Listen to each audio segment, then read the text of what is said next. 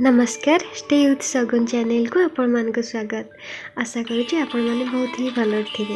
तो आज आम गोटे नुआ रेसिपी देखा से रेसिपीटा पुणी भात रे तैयारी करवा बड़का भात जो भात आपंकर बची जाऊँगी तो से आम आज गोटे नुआ रेसिपी बनइबा। चलतु देखा नुआ रेसिपीर केमती प्रस्तुत प्रणाली।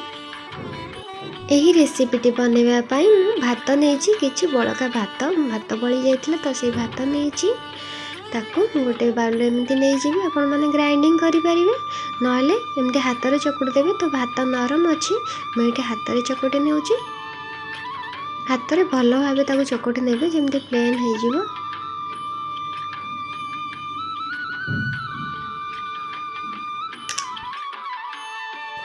एबे भात मु भल भाव चकुटी नहीं देखु।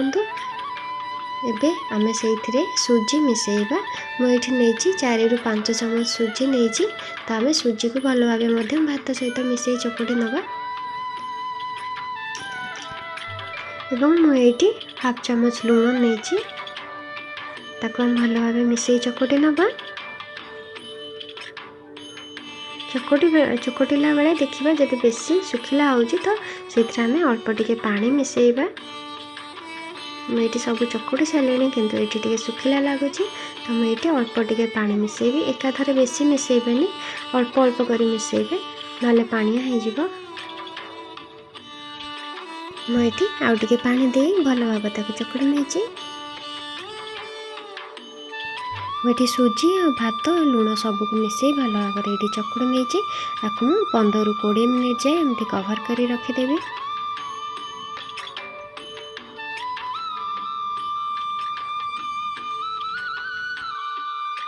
ये 20 मिनिट हो गला आम कवर खोली देखा देखो आम भल भाव जो भात और सुजीर चकटा रखी भल भाव देखो सेट हो जाए। आम से कि अदा को मुझे छोट खंड अदा को कोरी नहीं आ कंचा लंका और भुसुंगा पत्र आप चाहिए अदा को छोट छोट खंड कर काटी पकई पारे पियाज पकई पारे।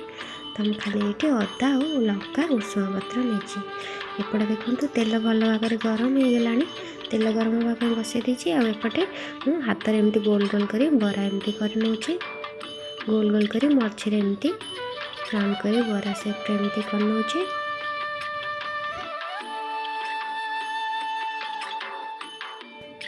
ये तेल गरम हो गला एमती आम गोटे गोटे करके बरा को देदेवा। गैस फ्लेम को आम मीडियम रखा हाई फ्लेम रखानी पोड़ीज 2 साइड भीतर भल भाव हेनी तो मुझे मीडियम फ्लेम रे सब बरा गुड़िक एमती छाणी नौचे।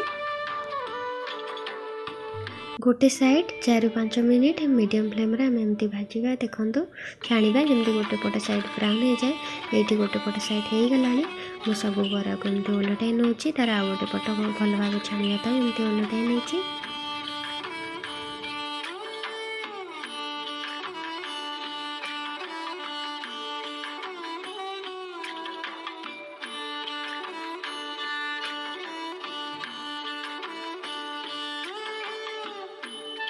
एबे बरार एपट साइड हो गला आम ताको पुणी आउ गोटे पट को एमती ओलटाई दबा।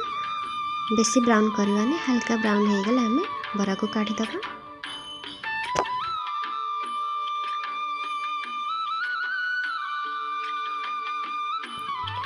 बरा ये भल भाव छाणी गला तार 2 पट साइड देखो 2 पट साइड एमती ब्राउन हो गला तो ये आम ताको प्लेट को काढ़ी नवा। बेसी समय रखिबानी बेसी समय पोड़ीज एबे आम प्लेट को काढ़ी नवा। मुझे टिश्यू पेपर ऊपर काढ़ी नहीं बरा को आ जो बाकी बरा था देदेवा तेल रे।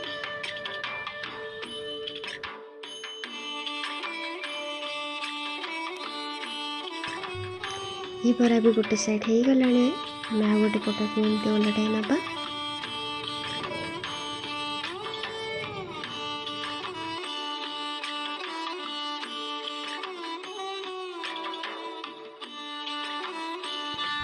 ये बरा हो गला आपको प्लेट को काढ़ी नवा।